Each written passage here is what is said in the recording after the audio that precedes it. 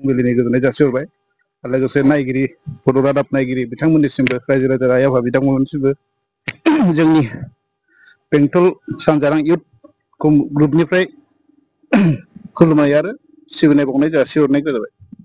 दे जोङो 28 सेप्तेम्बरनिफ्राय 29 जे बर' सावथुन बेखौ जों दिन्थिनो आखायाव लानाय जादों।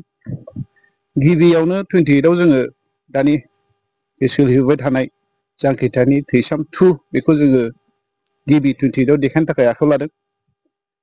ओमफ्राय टाइमखौ जोङो 8टा बेलासि सिट केपासिटि हिसाबै जोङो 4000 केपासिटि लानाय जादों। टिकेटआ हायाव 100 आरो सियारावहाय 150। मा खावलायगोन बेखौनो जोङो बयखौबो रायजो राजा आइ आफा बिदा फंबायफोरखौ जे बाहाय फैनानै बयखौबो मदद होफैनो थाखाय खावलायनाय जाबाय। लोगोसे बर' सावथुन मुलुगखौ नों आं बयबो मदद होलायनानै जाहाथे जोंबो नोंबो आंबो एसे दावखोनायाव मदद होनो हायो। नों आं बयबो एसे बेखौनो जोङो नोजोर बोनानै बेखौ जोङो आखायाव लानाय जादों। नैथि हराव सिंखायखौ बे टिकेटनि बेसेनाबो बे एखेयैनो हायावहाय 100 आरो सियाराव 150 आरो थिग बे समावनो जों बेखौबो दिन्थिनो आखायाव लानाय जादों।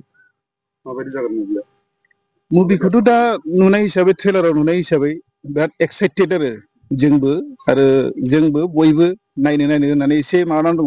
जोंबो माने देखायग्रायाबो माला देखायनो हागोन जोंबो लोगोसे नायफानो मोनगोन बेखौसो जों बिराद एक्साइटेड जानानै दं। ओंखायनो बेखौ नोजोर बोनानै जोंबो जाहाथे खाथियावनो खाथि खालानि बयबो आइ आफाखौ फैनानै नायफैनो थाखाय गुरैयै खावलायहरनाय थाबाय। लैहोर लैहोर फैनानै जायगा हिसाबै बेंटल बे जांख्रिखां गेलेग्रा फोथारावनो लानाय जादों। बे ओरैनो खाथि हिसाबै बुङोबा बेंटल कलेज थाबाय लोगोसे बेहायनो टाइमखौ जोङो 8टानिफ्राय बेलासिनि मोनाबिलि 8टानिफ्राय देखायनो थाखाय थाग थिग खालामनाय जादों आरो।